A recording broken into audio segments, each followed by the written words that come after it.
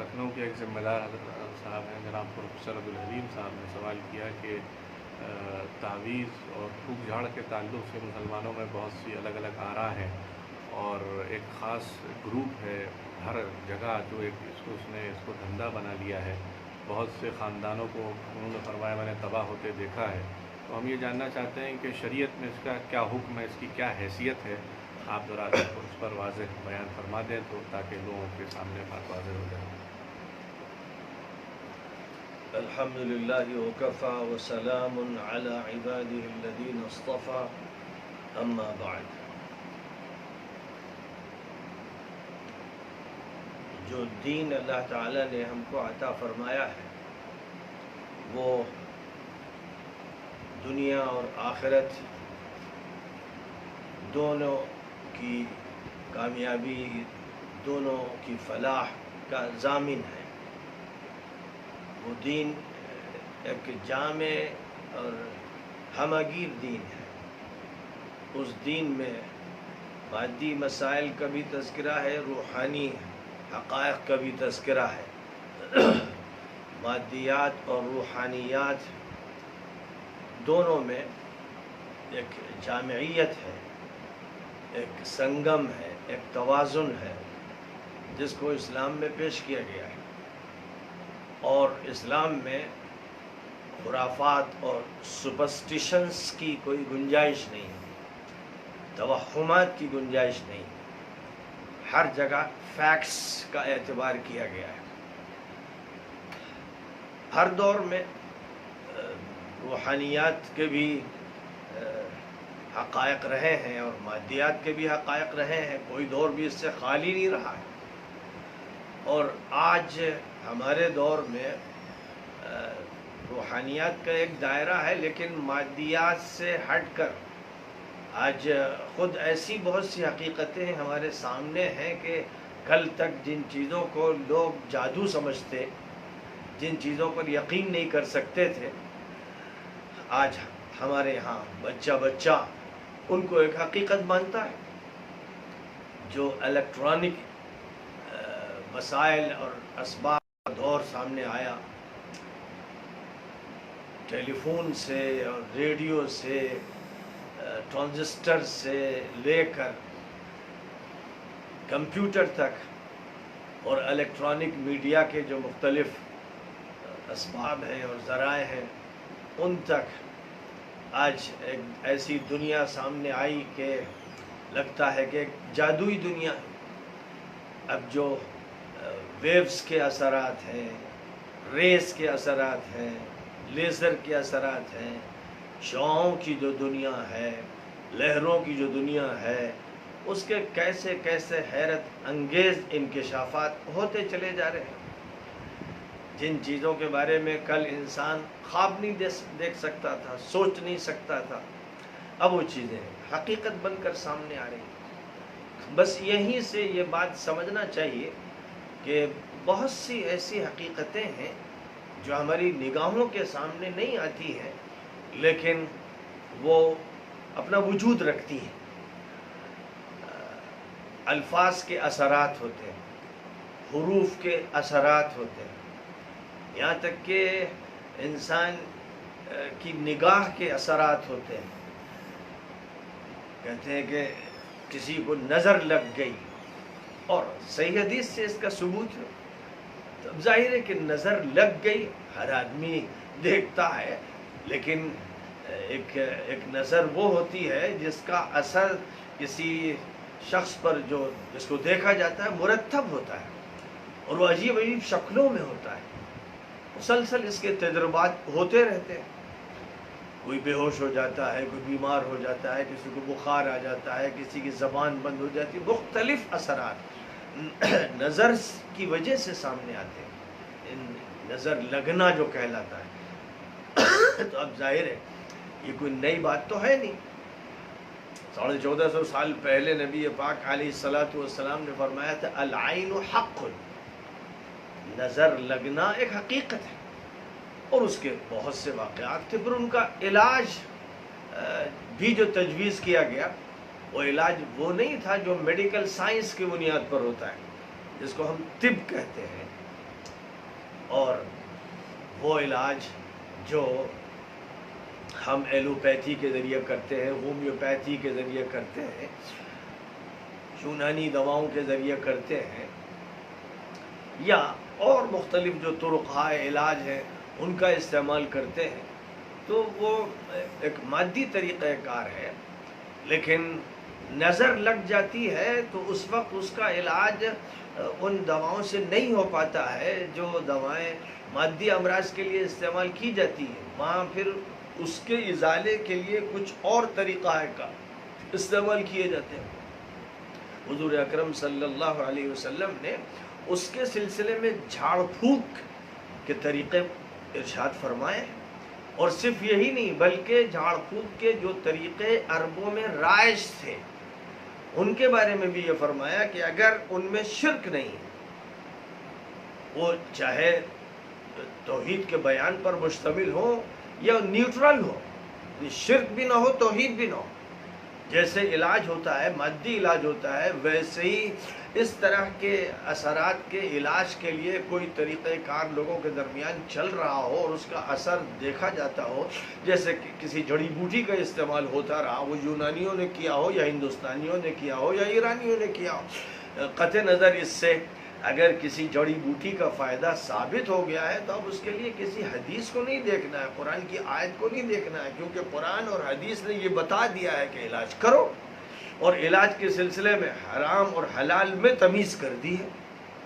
اسی طرح جو روحانیاتی علاج ہوتے ہیں ان میں اس بات کی وضاحت کر دی ہے کہ جو بھی ہو توحید پر مبنی ہو یا شرک اس کے اندر پایا نہ جاتا ہو۔ اگر وہ شرک سے اور کفریات سے، شرکیات سے اور ایسی چیزوں سے اور توہمات سے جن کا تعلق جادو سے ہو اور شیطانی عمل سے ہو، اگر نہیں ہے، وہ نیوٹرل چیزیں ہیں تو بھی درست ہے۔ حدیثوں میں اس کا بھی ثبوت ہے کہ حضور صلی اللہ علیہ وسلم نے یہودیوں کے ہاں یا اس دور کے جو غیر مسلم تھے ان کے یہاں جو طریقے استعمال ہوتے تھے کہ کسی پر نظر لگ جاتی تھی تو پھر جس کی نظر لگ گئی اس سے کہا جاتا تھا کہ وہ نہائے، اور پھر اس کے پانی کا چھڑکاؤ اس مریض پر کیا جاتا تھا۔ تو یہ پہلے سے تھا اور حضور پاک علیہ السلام نے اس کو برقرار رکھا۔ تو اصولی طور پر ایک بات ذہن میں یہ رہنی چاہیے کہ مادیات اور روحانیات کے جو مختلف طریقے ہیں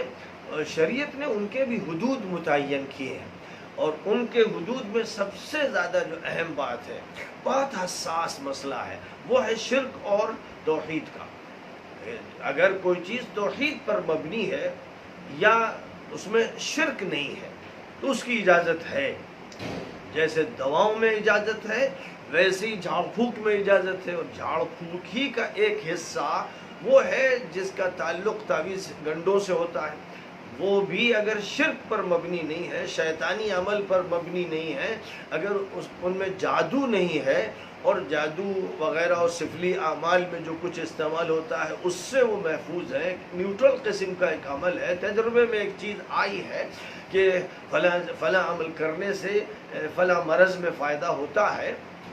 اگر ایسا ثابت ہے تو اب اتنا کافی ہے شرعی نقطہ نظر سے، یہ ایک بنیادی بات ہے۔ لیکن کہیں پر بھی شرک کا اثر ہو، شرک کا واہمہ ہو، شرک کا نتیجہ ہو تو پھر سدًا للذرائع، یعنی اسباب پر پابندی لگا دی جاتی ہے۔ جس چیز سے شرک پیدا ہو سکتا ہو، جو چیز شرک تک لے جا سکتی ہو، یہاں تک کہ جو چیز حرام تک لے جا سکتی ہو وہ بھی ممنوع ہو جاتی ہے۔ شریعت میں بہت سی چیزوں کو اس لیے ممنوع قرار دیا گیا ہے کہ وہ ذریعہ حرام بن سکتی ہیں، آدمی دھیرے دھیرے حرام تک پہنچ سکتا ہے، اور یہ اصلاً قرآن پاک سے ثابت ہے۔ سب سے پہلے اللہ تعالیٰ نے حضرت آدم سے اور حضرت حوا سے یہ کہا تھا کہ لا تقربا هذه الشجرہ، ایک درخت کا تعین کر کے یہ فرمایا تھا کہ اس کے قریب مت جانا، حالانکہ قریب جانے پر اثر مرتب نہیں ہونا تھا، اثر مرتب ہونا تھا اس درخت کا پھل کھانے پر، اور قرآن پاک میں اس کا بھی ذکر ہے کہ فلما ذاق الشجرہ، جب انہوں نے اس درخت کا مزہ چکھا، یعنی جو پھل تھا اس کا استعمال کیا، تب اس کا رد عمل ظاہر ہوا، یعنی ان سے پھر جنت کا لباس چھین گیا۔ جو سزا ملنی تھی وہ سزا درخت کے پھل کے استعمال پر ملی، قریب ہونے پر نہیں ملی، لیکن قریب ہونے کی ممانعت اس لیے کی گئی کہ جب قریب ہونے کا عمل ہوگا تو پھر آگے چل کر انسان حرام میں ملوث ہو جائے گا۔ اسی لیے نبی صلی اللہ علیہ وسلم نے یہ بات ارشاد فرمائی کہ جس زمین کو ممنوع قرار دے دیا گیا، جو چراگاہ ممنوع ہے، وہاں اس کے قریب بھی اپنے جانوروں کو چرانے کے لیے نہیں لے جانا چاہیے، چونکہ ہو سکتا ہے کہ پتہ نہ چلنے پائے، ذرا سی غفلت ہو اور جو ممنوع چراگاہ ہے جانور اس میں منہ ڈال دے۔ ہر وقت انسان نگاہ بھی نہیں رکھ سکتا ہے، اور جانوروں کا مسئلہ الگ ہے، وہ شعور نہیں رکھتے ہیں تو وہ منہ مار سکتے ہیں۔ جو ہم دیکھتے ہی ہیں کہ راستے سے گائے گزرتی ہے، بھینس گزرتی ہے، کوئی بھی ٹھیلا کھڑا ہوتا ہے تو وہ بےتاب ہو کر جو سبزی اور پتے دیکھتی ہے اس پر منہ مار دیتی ہے، اس پر لاٹھی پڑتی ہے، اس کو ہٹایا جاتا ہے، لیکن یہ عمل اس کی طبیعت کا مقتضا ہے، لہذا وہ یہ عمل کر لیتی ہے اور پٹ جاتی۔ پھر دوسرے دن اگر اسی راستے سے جانور گزرے تو پھر وہی حرکت کرتا ہے کہ اس کے اندر یہ شعور نہیں ہوتا کہ کل ایسا ہوا تھا اس لیے اب مجھے اس سے بچنا ہے۔ تو نبی صلی اللہ علیہ وسلم نے اور اسی طرح قرآن پاک نے اس بات کو بھی واضح کر دیا ہے کہ وہاں بھی نہیں جانا ہے کہ جہاں سے ہم حرام کی طرف بڑھتے چلے جائیں۔ پردے کا جو حکم دیا گیا عورتوں کے سلسلے میں، اور یہ کہ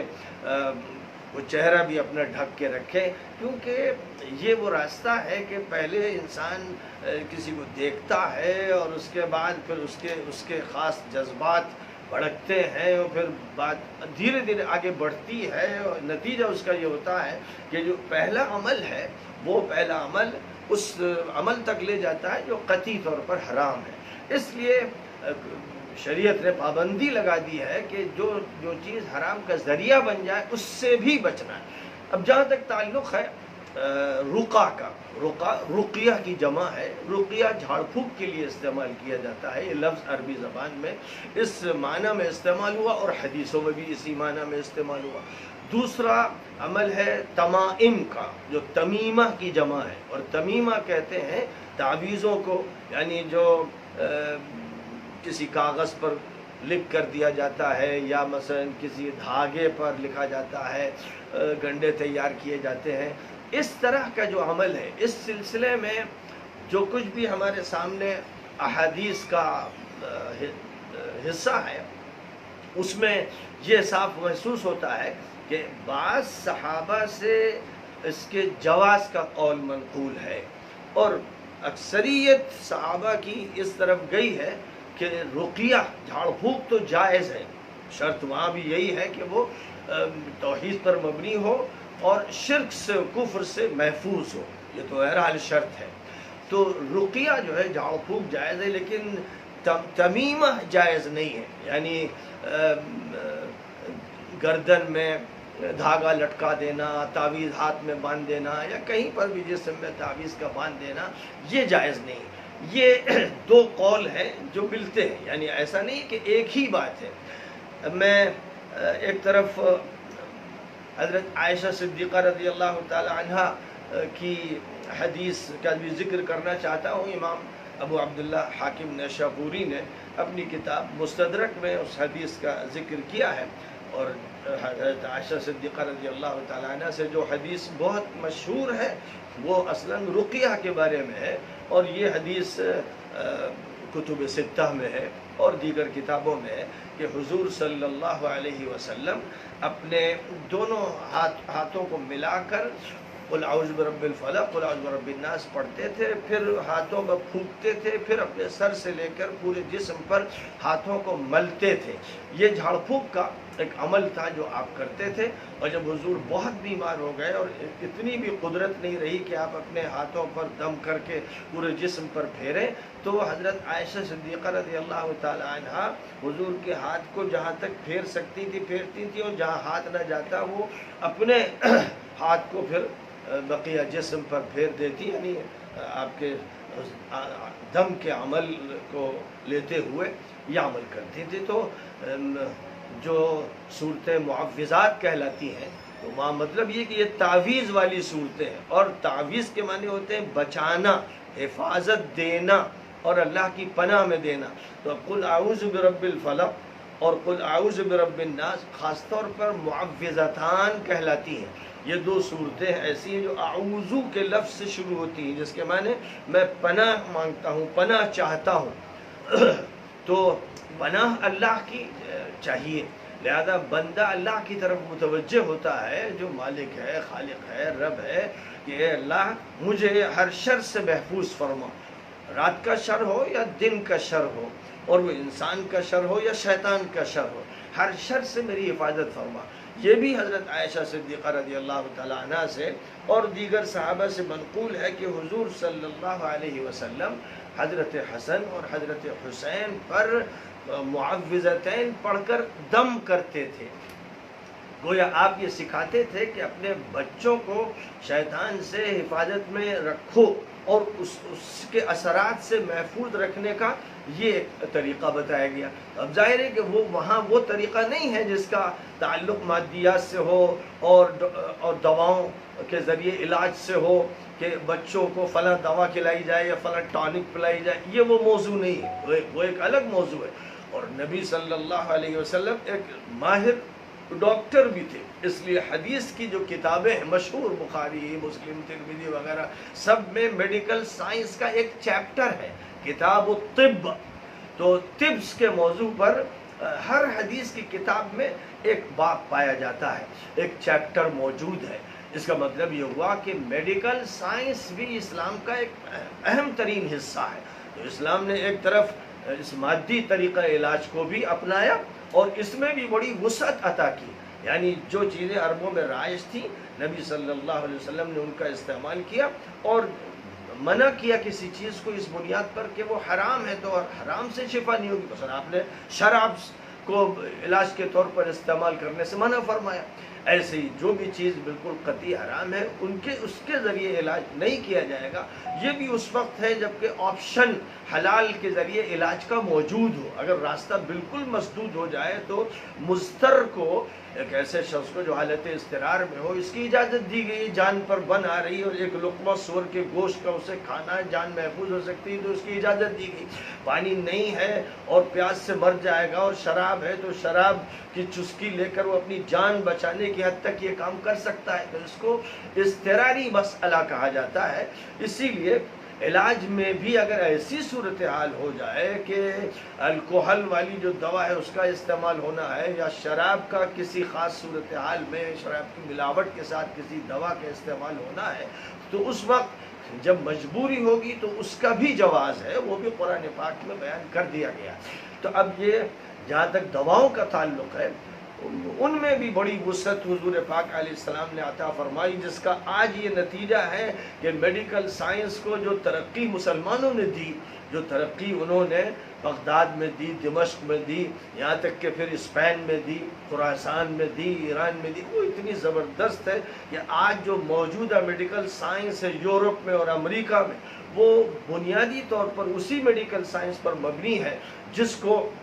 ابو علی سینا نے لوگوں کے سامنے پیش کیا، امام رازی نے اس کو پیش کیا، اور ابو یعقوب کندی نے پیش کیا، فارابی نے پیش کیا، اور اسی طرح جو بڑے بڑے ابتدائی دور کے سائنسداں تھے، میڈیکل سائنسداں تھے، ان کی ہی تحقیقات پر وہ میڈیکل سائنس مبنی ہے جس نے یورپ میں ترقی جاری رکھی، اور ترقی جاری رکھی تو آج ایلوپیتھک سائنس یونانی سائنس میں غالب آ گئی، کیونکہ یونانی سائنس کے جو حاملین تھے وہ ٹھہر گئے، صدیوں پیچھے چلے گئے، اور ایلوپیتھک سائنس والوں نے ترقی جاری رکھی۔ اب بہرحال جہاں تک تعلق ہے جھاڑ پھونک کا اور تعویذوں کا، ان کے بارے میں میں نے ایک طرف تو یہ بتایا کہ عائشہ صدیقہ رضی اللہ تعالی عنہ سے جواز نقل کیا ہے۔ جن حضرات نے بھی اس موضوع پر لکھا ہے ان حضرات نے، چاہے امام ابن عبد البر ہوں، امام قرطبی ہوں، امام ابن تیمیہ ہو، ابن قیم ہو، اور بہت سے حضرات، ان سب نے یہ بات ذکر کی ہے کہ ایک تو حضرت عائشہ سے اس کا جواز نقل کیا گیا ہے، اور دوسرے حضرت عبداللہ ابن عمرو ابن العاص کی حدیث موجود ہے کہ حضور صلی اللہ علیہ وسلم نے ان کو ایک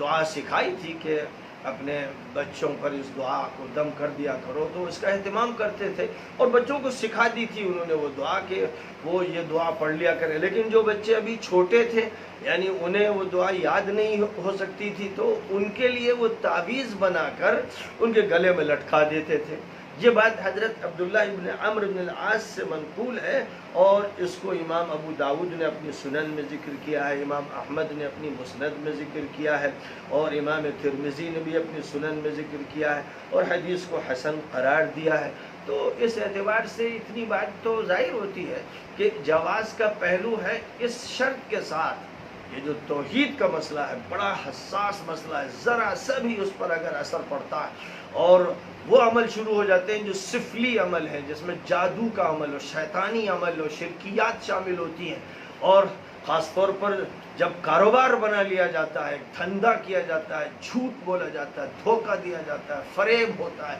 اور باقاعدہ لابیاں بنا دی جاتی ہیں جو ایڈورٹائزمنٹ کے لیے وہ طریقے اختیار کرتی ہیں جو شیطان کو بھی نہیں سوجھے ہوں گے. جب یہ صورتحال ہوتی ہے تب تو اس میں کوئی شک نہیں کہ وہ ایسا مجرمانہ عمل، اتنا خبیث عمل ہوتا ہے جو قوموں کو برباد کر دیتا ہے. قرآن پاک میں مدینہ منورہ کے یہودیوں کا جو تذکرہ فرمایا گیا ہے جس کی بنیاد پر ان کو کافر قرار دیا گیا ہے اور ان کا حال یہ تھا جادو اور سفلی عمل کے استعمال کا کہ حضرت سلیمان علیہ السلام کے بارے میں بھی انہوں نے یہ بات مشہور کر دی تھی کہ وہ بھی جادو استعمال کرتے تھے اور اتنی بڑی حکومت انہوں نے اپنے جادو کے زور سے قائم کی. تو اللہ میاں کو کہنا پڑا وَمَا كَفَرَ سُلَيْمَانُ وَلَكِنَّ الشَّيَاطِينَ كَفَرُوا. سلیمان نے کفر نہیں کیا، ان بدماشوں اور شیطانوں نے کفر کیا. ان یہودیوں کو جنہوں نے حضرت سلیمان کی طرف کفر منسوب کیا شیطان قرار دیا گیا. اور اس کے بعد یہ فرمایا گیا کہ یہ بدماش جادو کا استعمال کر کے میاں کو بیوی سے الگ کرتے ہیں، بیوی کو میاں سے الگ کرتے ہیں، ان کے یہ دھندے ہیں. اور نبی پاک علیہ السلام تک پر جادو کیا گیا. اس کی بھی تفصیلات احادیث میں آئی ہیں، کتب تفسیر میں موجود ہیں اور صحیح سندوں سے ثابت ہیں. اس میں بھی ایک لبید ابن اعصم نامی یہودی نے یہ عمل کیا اور ایک یہودی خاتون بھی اس کے ساتھ شریک تھی، یا کئی خواتین جادوگرنیاں بھی شریک تھیں. اس لیے قرآن پاک کی جو سورۃ الفلق ہے اس میں جو الفاظ استعمال کیے گئے من شر النفاثات فی العقد، جو گرہوں میں پھونکنے والیاں ہیں، اور اس کے ایک معنی یہ بھی ہے جو کثرت سے گرہوں میں پھونکے مارتے ہیں یعنی سفلی عمل کرنے والے، ان کا تذکرہ فرمایا گیا ہے. تو آج کی جو صورتحال ہے اس پر بھی ہمیں نگاہ کرنی ہے کہ جن صحابہ کرام نے یہ موقف اختیار کیا کہ بالکل اس پر پابندی لگا دی جائے، ان کی نگاہ بھی بہت دور رس تھی. عبداللہ ابن عمرو بن العاص کا جہاں تک تعلق ہے گھریلو مسئلہ تھا، انہوں نے اس کو ایک ایسا موضوع نہیں بنایا کہ لوگوں کو تلقین کریں، اپنے گھر میں وہ اس عمل کو اختیار کرتے تھے، سمجھتے تھے کہ اگر شرک نہیں ہے تو اس میں کوئی بات نہیں، جیسے جھاڑ پھونک درست ویسے تعویذ درست، دونوں کے درمیان کوئی فرق نہیں ہے. لیکن دوسری طرف حضرت عبداللہ ابن مسعود رضی اللہ تعالیٰ عنہ اس بارے میں اتنے سخت تھے کہ اس کو کسی طرح گوارا نہیں کرتے تھے. یعنی جھاڑ پھونک کے قائل تھے لیکن وہ تعویذ کے قائل نہیں تھے. تمیمہ جس کو کہتے ہیں کہ جس کو دھاگے میں پڑھ کر گلے میں ٹانگ دیا جاتا ہے یا ہاتھ میں باندھا جاتا ہے، جو تعویذوں کا جو طریقہ کار چلا آ رہا ہے. حضرت عبداللہ ابن مسعود نے ایک مرتبہ اپنی اہلیہ حضرت زینب کو دیکھا کہ وہ کوئی جھاڑ پھونک کا ایسا طریقہ استعمال کر رہی ہیں جو ان کے نزدیک درست نہیں تھا. تو انہوں نے کہا کہ بالکل یہ درست نہیں. ایک یہودی کے ذریعے سے جھاڑ پھونک کا عمل ہو رہا تھا تو انہوں نے شدت کے ساتھ منع کیا، یعنی اس کو بھی منع کیا اس لیے کہ کہیں ایسا نہ ہو کہ بھول چوک ہو اور شرک داخل ہو جائے اور توحید پر ہم قائم نہ رہیں. حضرت عقبہ ابن عامر رضی اللہ تعالیٰ عنہ صحابی ہیں، معروف صحابی ہیں، ان کا بھی یہ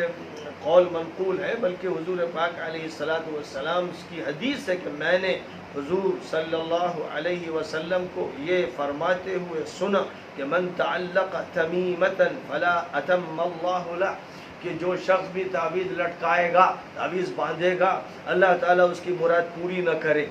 یہ حدیث سند کے اعتبار سے کمزور ہے لیکن بہرحال یہ حدیث اور عبداللہ ابن مسعود رضی اللہ تعالیٰ عنہ کی حدیث، اور پھر ایک حدیث حضرت عقبہ ابن عامر جوہنی کی ہے کہ حضور صلی اللہ علیہ وسلم کے پاس کچھ لوگ آئے اور 9 حضرات نے بیعت کی آپ سے. ایک نے بیعت کرنی چاہیے تو آپ نے ہاتھ اپنا ہٹا لیا، اور جب اس نے یہ کہا کہ حضور آپ مجھے اپنی بیعت میں نہیں لے رہے ہیں، فرمایا کہ تم تعویذ لٹکائے ہوئے ہو. تو پھر اس نے اپنا ہاتھ ڈالا اور دھاگا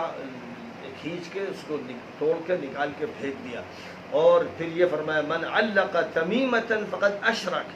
جو بھی تعویذ لٹکاتا ہے، تعویذ باندھتا ہے، وہ شرک کرتا ہے. اب یہ ظاہر ہے کہ بہت ہی سخت الفاظ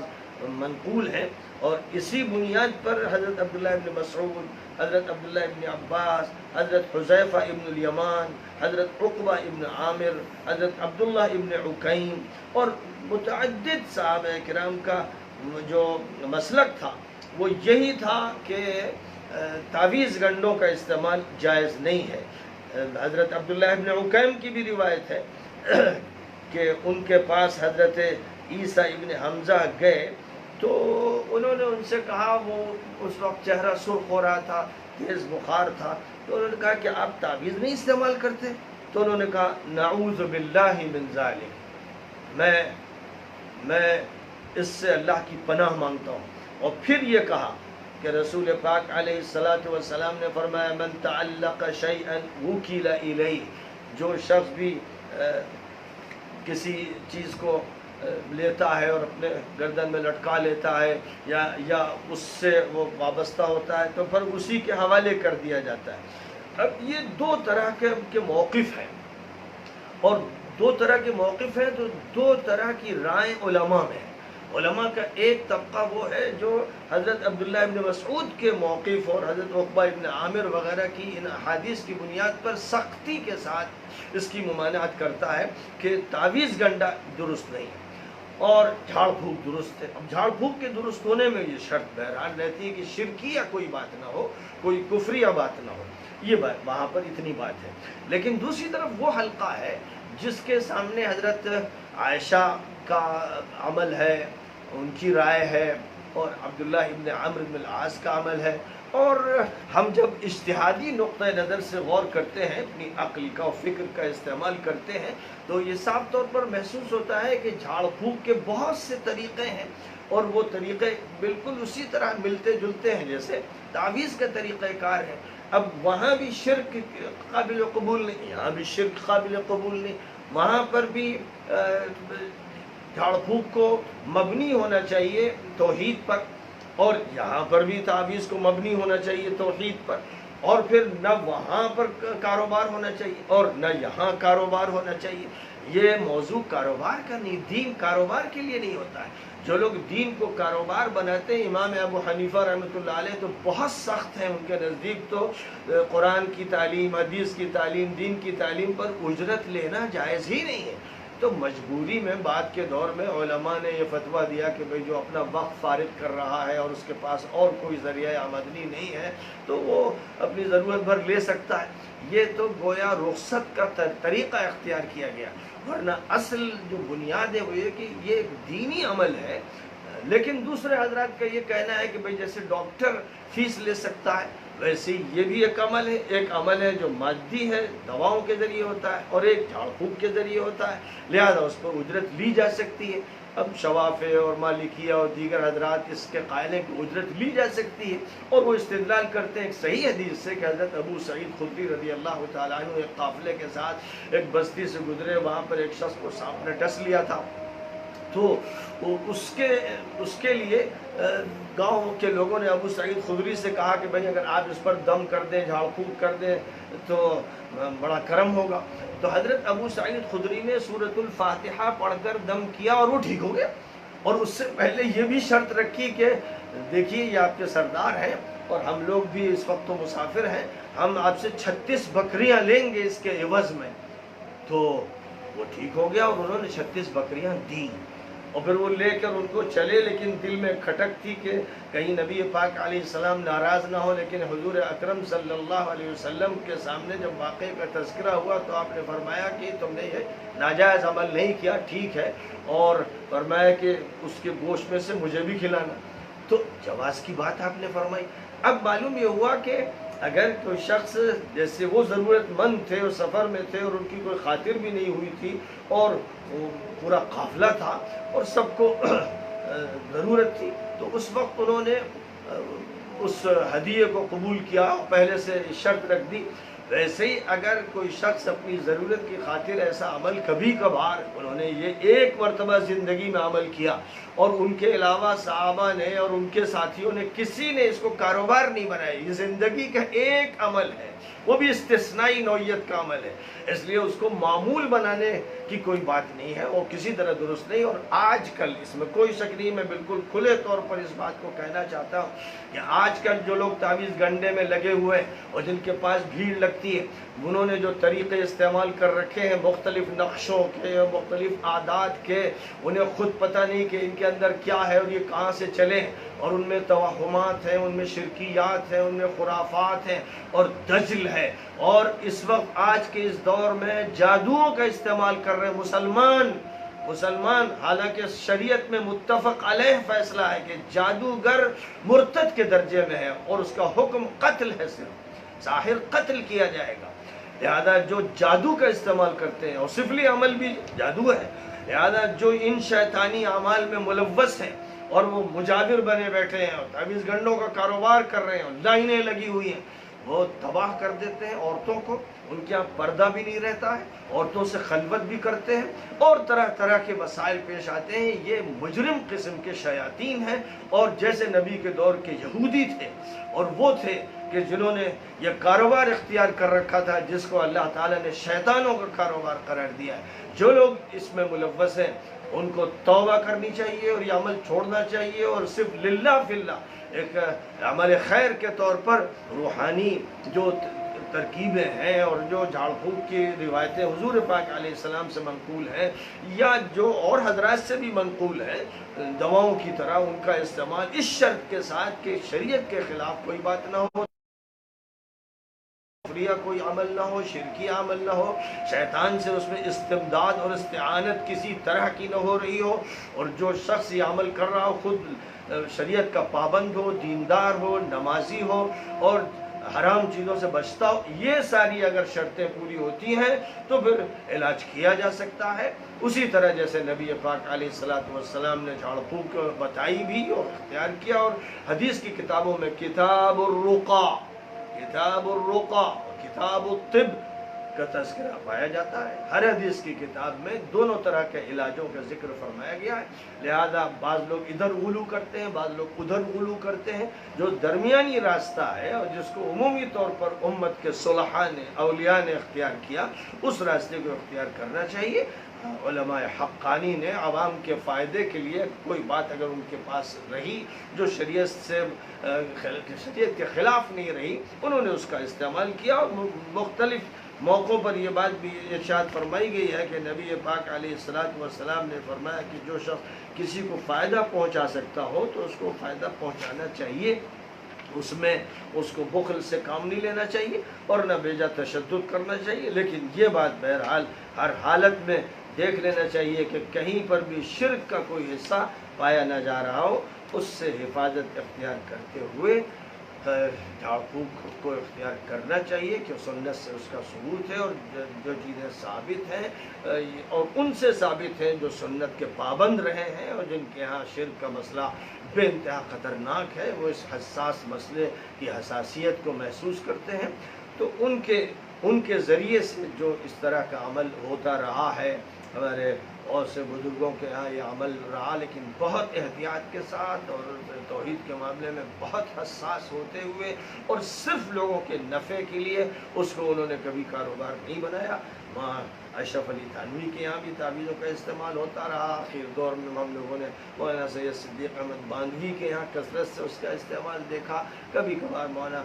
ابرار الحق صاحب کے یہاں بھی، اور اکثر حضرات جو رہے ہیں جو علماء حق بھی ہیں اور صلحاء بھی ہیں، ان کے یہاں اس کا استعمال بڑی شرطوں کے ساتھ، بڑی احتیاط کے ساتھ، للہیت کے ساتھ اور زہد کے ساتھ ہوا ہے، اور صرف لوگوں کو نفع پہنچانے کے لیے اور بگڑے ہوئے فتین جادو کا عمل کرنے والوں سے بچانے کے لیے انہوں نے یہ کیا. ورنہ وہ بھی جانتے تھے کہ ہمیں ان چیزوں کا استعمال صرف کرنا چاہیے جو براہ راست سنت نبوی سے ثابت ہو. وآخر دعوانا ان الحمد للہ رب